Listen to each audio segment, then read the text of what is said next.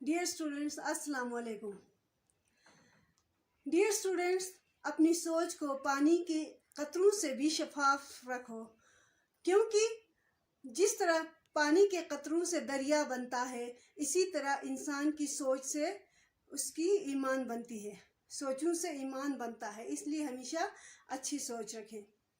Dear students, آج کا ہمارا موضوع نہایت ہی اہم ہے، جو کہ آپ کے ایگزام میں آنے والا ہے. اسی لیے آپ اس لیسن کو پوری طرح غور سے اور دلچسپی کے ساتھ پڑھنا ہے. موضوع کی طرف بڑھتے ہیں.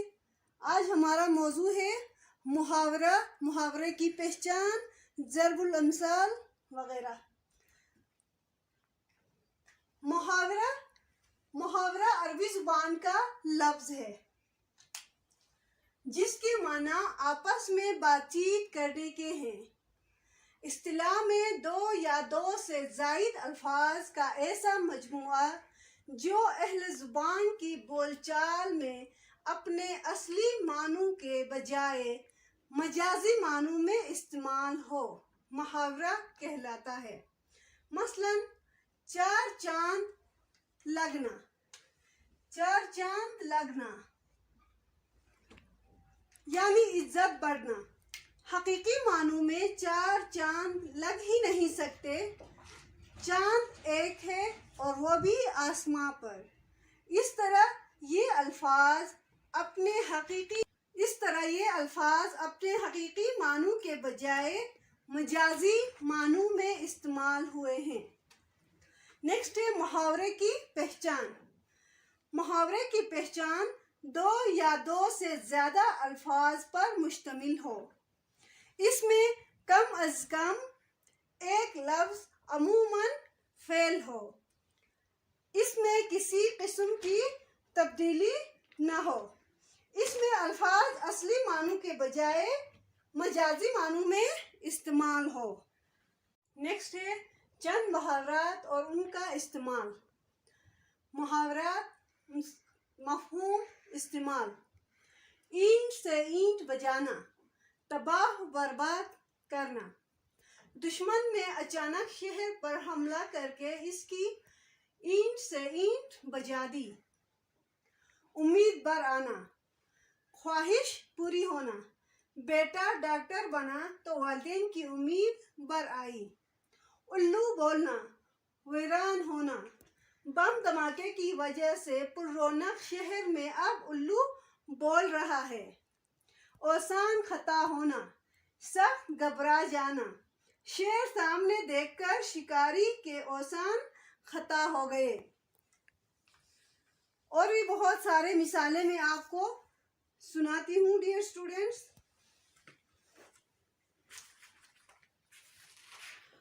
آگ بگولا ہونا، سخت غصے میں آنا. چھوٹی چھوٹی باتوں پر آگ بگولا ہو کر ہم اپنا ہی نقصان کرتے ہیں. آنکھیں کھلی کی کھلی رہ جانا، حیران رہ جانا. شہر کی بلند و بالا عمارتیں دیکھ کر دیہاتی کی آنکھیں کھلی کی کھلی رہ گئیں. آپ دیدہ ہونا، آنکھوں میں آنسو آنا. کربلا کا واقعہ آج بھی ہمیں آپ دیدہ کرتا ہے. آسمان سے باتیں کرنا، بہت بلند ہونا. قراقرم کے پہاڑی سلسلے آسمان سے باتیں کرتے ہیں. آڑے آنا، مصیبت میں کام آنا. علی ہمیشہ آڑے وقت میں دوستوں کے کام آتا ہے. آب ہونا، شرمندہ ہونا.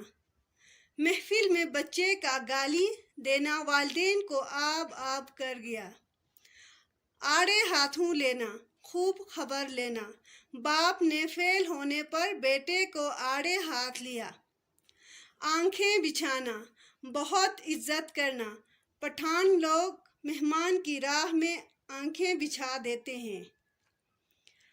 باغ ہونا، بہت خوش ہونا. اپنے بچے کی کامیابی کی خبر سن کر ماں کا دل باغ ہو گیا. ڈیئر اسٹوڈینٹس، اسی طرح اور بھی بہت سارے مثالیں ہیں جو آپ بک میں بھی دیکھ کے صحیح طرح تیاری کر لیں.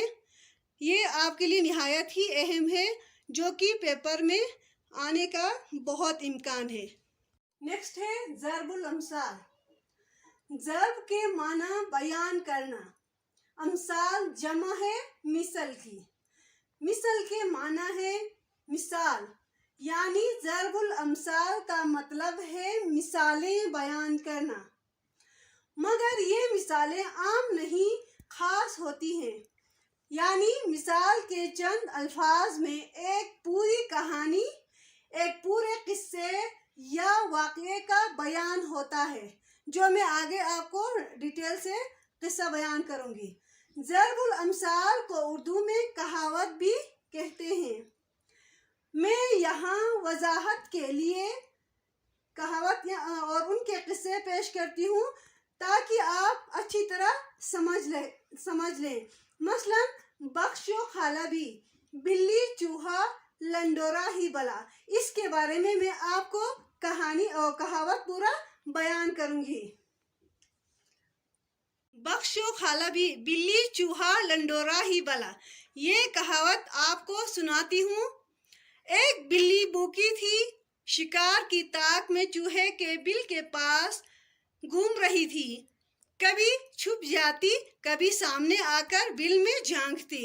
اس اثناء میں ایک چوہے نے بل میں سے ذرا سا منہ نکالا اور بلی کو دیکھتے ہی اندر بھاگ گیا۔ بلی بل کے پاس گئی اور کہا، بانجے تم بھاگ کیوں گئے؟ خالہ صدقے، اندر دم گھٹ رہا ہوگا، باہر آؤ، ہوا کھاؤ، میں تمہاری پیاری پیاری چاند سی صورت کی بلائیں لوں، کچھ کھاؤ پیو۔ چوہا بلی کی باتوں میں آ گیا، باہر نکلا، مگر کچھ ڈرتا جھجکتا۔ ادھر بلی بے حد بھوکی تھی، بے تاب ہو کر جھپٹا مارا، پنجہ دم پر پڑا۔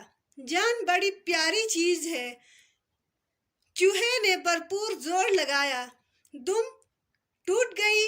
بل قریب تو تھا ہی، فوراً بل میں گھس گیا۔ بلی کو بڑا افسوس ہوا، پیٹ میں آگ لگی ہوئی تھی۔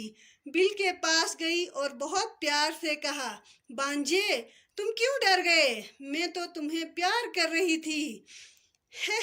تمہاری دم تو ٹوٹ گئی، تمہاری دم بھی تو ٹوٹ گئی، میں قربان، آؤ میں تمہاری دم جوڑ دوں۔ چوہا معاملہ خوب سمجھ چکا تھا، بولا، بخش و خالبی، بلی چوہا لنڈورا ہی بلا۔ جب کوئی دشمن نقصان پہنچانے کے لیے چکنی چپڑی باتیں کرے تو یہ مثل کہتے ہیں۔ اسی طرح ٹیڑھی کھیر کے بارے میں بھی واقعہ بیان کرتی ہوں۔ ٹیڑھی کھیر بیان کیا جاتا ہے کہ ایک شخص نے ایک مادرزاد پیدائشی نابینا سے کہا، حافظ جی کھیر کھاؤ گے؟ حافظ جی نے کبھی کھیر کھائی نہیں تھی۔ پوچھا، کھیر کیسی ہوتی ہے؟ اس شخص نے کہا، سفید۔ پوچھا، سفید کیسی ہوتی ہے؟ اس شخص نے کہا، جیسے بگلا۔ حافظ جی نے پھر پوچھا، بگلا کیسا ہوتا ہے؟ وہ شخص تنگ آ چکا تھا، ہاتھ کو بگلے کی چونچ کی طرح ٹیڑھا کر کے کہا، ایسا۔ حافظ جی نے ہاتھ پر ہاتھ پھیر کر کہا، یہ تو بڑی ٹیڑھی کھیر ہے، ہم سے نہیں کھائی جائے گی۔ اس وقت سے ٹیڑھی کھیر ضرب المثل بن گئی اور ایسے موقع پر بولتے ہیں جب کوئی کام بہت دشوار ہو اور کیا نہ جا سکتا ہو۔ اسٹوڈینٹس، یقیناً آپ نے اس موضوع میں انجوائے کیا ہوگا، آپ کو مزہ آیا ہوگا اور ساتھ ساتھ سمجھ بھی آ گیا ہوگا۔ تو اسی کے ساتھ اگر آپ کو ویڈیو پسند آئے تو ضرور لائک، سبسکرائب اور شیئر کیجیے گا۔ اسی کے ساتھ نیکسٹ ویڈیو میں ملیں گے، تب تک کے لیے اللہ نگہبان۔